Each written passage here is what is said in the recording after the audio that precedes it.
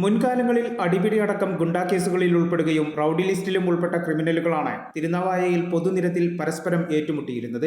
റൌഡികൾ തമ്മിൽ സ്ഥിരമായി പൊതുനിരത്തിൽ സംഘർഷവും അടിപിടിയും ഉണ്ടാകുന്നത് നാട്ടുകാർക്ക് തലവേദനയായിരുന്നു. പരാതിയെ തുടർന്ന് പോലീസ് നടപടി ആരംഭിച്ചതോടെ പ്രതികൾ ഒളിവിൽ പോയി. തുടർന്ന് പ്രതികൾ തിരൂർ കോടതിയിലെത്തി കീഴടങ്ങുകയായിരുന്നു. കീഴടങ്ങിയ ഗുണ്ടകളെ കോടതി റിമാൻഡ് ചെയ്തതിനെ തുടർന്നാണ് പോലീസ് പ്രതികളുമായി തെളിവെടുപ്പ് നടത്തിയത്. തിരൂർ പോലീസിന്റെ റൌഡി ലിസ്റ്റിൽ ഉൾപ്പെട്ട തിരുനാവായ സ്വദേശികളായ കൊടക്കാട്ടുപറമ്പിൽ ഫൈസൽ, എടക്കുളത്ത് പുത്തൻപുരയിൽ നിഷാദ്, സജാദ് എന്നിവരെയാണ് കോടതി റിമാൻഡ് ചെയ്തതിനെ തുടർന്ന് തെളിവെടുപ്പിനെത്തിച്ചത്. തെളിവെടുപ്പിന് ശേഷം പ്രതികളെ ജയിലിലേക്ക് മാറ്റി. രാത്രി തിരുനാവായയിൽ 3 പ്രതികളും പരസ്പരം ഏറ്റുമുട്ടിയതിനെ തുടർന്ന് സജാദിന് പരിക്കേൽക്കുകയും ചെയ്തിരുന്നു. തിരൂർ CI അനിൽ ടി മേപ്പള്ളിയുടെ നിർദ്ദേശപ്രകാരം SI നസീർ തിരൂർക്കാട്, CPOമാരായ രഞ്ജിത് ലാൽ, ഹവീർ എന്നിവരാണ് തെളിവെടുപ്പ് നടത്തിയത്.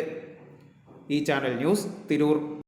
KSFE വളാഞ്ചേരി ബ്രാഞ്ചിൽ ഉടൻ ആരംഭിക്കുന്നു 100 മാസ ചിട്ടി. 25 ലക്ഷം രൂപയുടെ ചിട്ടി.